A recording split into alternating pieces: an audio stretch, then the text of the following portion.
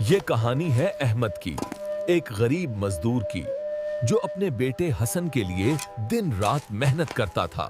اس کے پاس نہ زیادہ پیسے تھے نہ بڑا گھر، لیکن اس کے دل میں اپنے بیٹے کے لیے بے پناہ محبت تھی۔ ایک دن حسن بیمار ہو گیا۔ دوا پر 5,000 روپے لگیں گے۔ احمد نے گھڑی بیچ دی۔ دل ٹوٹ گیا، لیکن بیٹے کی زندگی سب سے اہم تھی۔ جب حسن کو پتا چلا کہ باپ نے اس کے لیے کیا قربانی دی، وہ رو پڑا۔ ابو،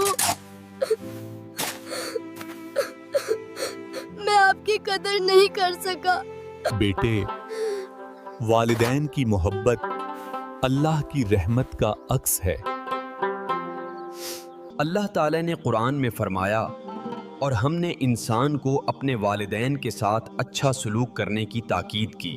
اپنے والدین کی قدر کریں آپ، وہ اللہ کی سب سے بڑی نعمت ہیں۔